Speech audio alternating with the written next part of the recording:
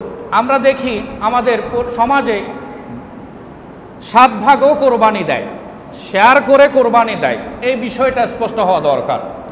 অনেকে মনে করেন যে একটা পশুতে একজনের পক্ষ থেকে কোরবানি দেয়া যাবে, একাধিক অংশগ্রহণ করার সুযোগ নেই, এমন একটা কথা ছড়িয়ে দেয়া হয় কি না? হয়। আমি আপনাদের সাথে হাদিস শরীফ থেকে কোট করছি। আমার কাছে এখানে রেফারেন্স কিন্তু অনেক আছে, শুধু আপনাদেরকে আমি বলি মুসলিম শরীফের 2809 নম্বর হাদিসে পাক, নাসাই শরীফে 13913 নম্বর হাদিসে পাক, আবু দাউদ শরীফে 1318 নম্বর হাদিসে পাক, এভাবে করে অনেকগুলো হাদিস শরীফ আমার সামনে উপস্থিত আছে।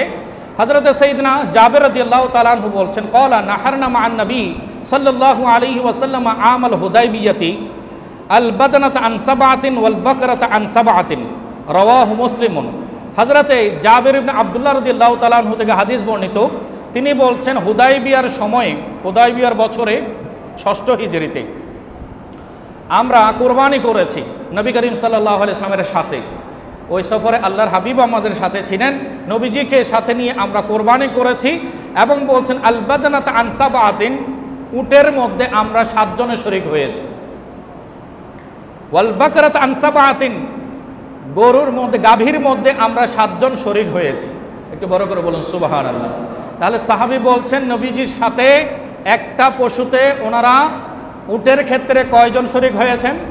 7 জন। গাভীর ক্ষেত্রেও তারা শরীক হয়েছেন কয়জন? 7 জন। এবং এই হাদিস শরীফের ব্যাপারে প্রখ্যাত মুহাদ্দিস নাসিরউদ্দিন আলবানী সাহেব তিনিও বলছেন হাদিসুন সহিহুন, হাদিসটা সহিহ।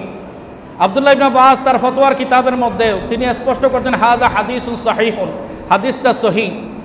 শেখ শুআইব আরনাউত তিনি বলছেন ইসনাদু সহিহুন আলা শারতে মুসলিম, ইমাম মুসলিমের শর্ত অনুযায়ী হাদিসটা সহিহ। এরপরে দেখা যাচ্ছে সহিহ বুখারীতে আরেকটা হাদিসে পাক 3079 নম্বর হাদিসে পাক, সেখানে বলছেন আন্নাহু সামিয়া জাবির ইবনে আব্দুল্লাহ, হযরতে ইবনে জুরাইজ বলছেন আবু যুবাইর রাদিয়াল্লাহু তাআলা আনহু আমাদেরকে সংবাদ দিলেন, বললেন যে জাবির ইবনে আব্দুল্লাহ তিনি বললেন ক্বালা ইশতারাকতু মা'আন নবী সাল্লাল্লাহু আলাইহি ওয়াসাল্লাম ফিল হজ্জ ওয়াল উমরাতি কুল্লা সাবআতিন ফি বাদনাতিন ফাকালা রাজুল লিজাবির আয়াশতারাকু ফিল বাদনা মা ইশতারাকু ফিল জাসুর ক্বালা হিয়া ইল্লা মিনাল বাদনি। বলছেন যে হযরত জাবির ইবনে আব্দুল্লাহ বলছেন আমরা রাসূল পাক সাল্লাল্লাহু আলাইহি ওয়াসাল্লামের সাথে হজ এবং উমরা পালনকালে আমরা 7 জন মিলে একটা উট কোরবানি দিয়েছি। কয়জনে মিলে? 7 জন মিলে একটা উট কোরবানি দিয়েছি। এবং বলছেন আমরা এই সফরের মধ্যে 70টি উট কোরবানি দিয়েছি এবং প্রতিটি উটে আমরা 7 জন করে শরীক ছিলাম। কয়টা উট কোরবানি দিয়েছেন? 70টি। এবং প্রত্যেকটা উটের মধ্যে কয়জন করেছিলেন? 7 জন করেছিলেন।